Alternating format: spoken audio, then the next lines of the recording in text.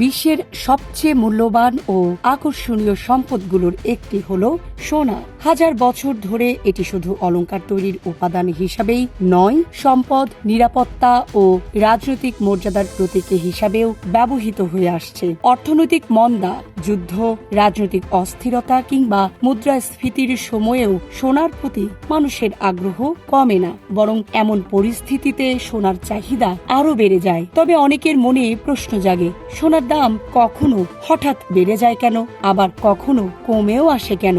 আর দাম যতই বাড়ুক, মানুষ কেন সোনা কেনা বন্ধ করে না? Premium commercial space is now for rent. Featuring ample parking and excellent accessibility, this 4,200 square foot space is ready. Elevate your business and call us today. অর্থনীতিবিদদের মতে সোনার দামের সবচেয়ে বড় নিয়ামক হল মানুষের আস্থা। বৈশ্বিক অর্থনীতি যখন অনিশ্চয়তার মধ্যে পড়ে, তখন বিনিয়োগকারীরা ঝুঁকিপূর্ণ খাত থেকে অর্থ সরিয়ে নিরাপদ সম্পদের দিকে ঝোঁকেন। সেই নিরাপদ সম্পদের তালিকায় সোনা সবসময় শীর্ষে থাকে। করোনা মহামারীর পর বিশ্বজুড়ে মুদ্রাস্ফীতি বৃদ্ধি, রাশিয়া ইউক্রেন যুদ্ধ, মধ্যপ্রাচ্যের সংঘাত এবং বিভিন্ন দেশের মধ্যে বাণিজ্য উত্তেজনা সোনার চাহিদা বাড়িয়ে দিয়েছে। ফলে আন্তর্জাতিক বাজারে স্বর্ণের দামও নতুন নতুন রেকর্ড গড়েছে। সাম্প্রতিক বছরগুলোতে কেন্দ্রীয় ব্যাংকগুলোর সোনা কেনার প্রবণতা সোনার বাজারে বড় প্রভাব ফেলেছে। বিশ্বের বিভিন্ন দেশ তাদের বৈদেশিক মুদ্রার রিজার্ভের একটি অংশ সোনায় রূপান্তর করছে। বিশেষ করে চীন ব্যাপক হারে সোনা কিনে নিজেদের রিজার্ভ বাড়িয়েছে। বিশ্লেষকদের মতে আন্তর্জাতিক বাণিজ্যে মার্কিন ডলারের ওপর নির্ভরতা কমানো এবং ভবিষ্যতের অর্থনৈতিক ঝুঁকি মোকাবিলার প্রস্তুতি হিসাবেই অনেক দেশ সোনার মজুদ বাড়াচ্ছে। শুধু সরকার নয়, চীনের সাধারণ নাগরিকদের মধ্যেও সোনার বার, কয়েন ও গয়না কেনার প্রবণতা উল্লেখযোগ্যভাবে বেড়েছে।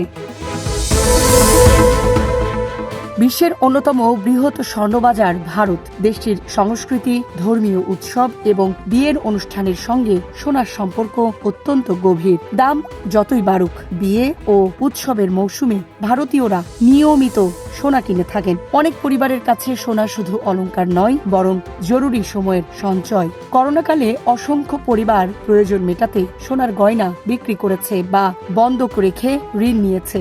ফলে সোনার প্রতি মানুষের আস্থা আরও বেড়েছে। বিশ্বে সবচেয়ে বেশি সোনা কেনা হয় এশিয়ায়। চীন ও ভারতের পাশাপাশি থাইল্যান্ড, ভিয়েতনাম, ইন্দোনেশিয়া সহ বিভিন্ন দেশের মানুষও সোনাকে নিরাপদ সম্পদ হিসাবে বিবেচনা করেন। অনেক ক্ষেত্রে ব্যাংকে অর্থ জমা রাখার চেয়ে সোনা কিনে সংরক্ষণ করাকে বেশি নিরাপদ মনে করা হয়। বিশেষ করে যেসব দেশে সামাজিক নিরাপত্তা বা পেনশন ব্যবস্থা সীমিত, সেখানে ভবিষ্যতের নিশ্চয়তা হিসাবে সোনার জনপ্রিয়তা অনেক বেশি।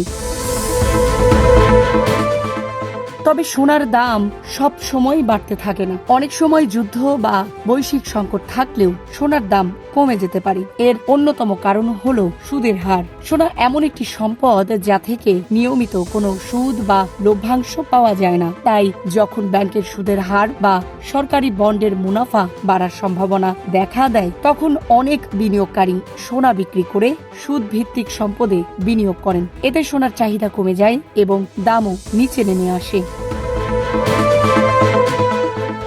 সোনার দামের সঙ্গে মার্কিন ডলারের সম্পর্কও অত্যন্ত গুরুত্বপূর্ণ। আন্তর্জাতিক বাজারে সোনার মূল্য ডলারে নির্ধারিত হয়। সাধারণত ডলারের মূল্য শক্তিশালী হলে সোনার দাম কমার প্রবণতা দেখা যায়, কারণ তখন বিনিয়োগকারীরা ডলারের প্রতি বেশি আগ্রহী হয়ে ওঠেন। অন্যদিকে ডলার দুর্বল হলে সোনা তুলনামূলক আকর্ষণীয় হয়ে ওঠে এবং এর চাহিদা বৃদ্ধি পায়, ফলে দামও বাড়তে থাকে।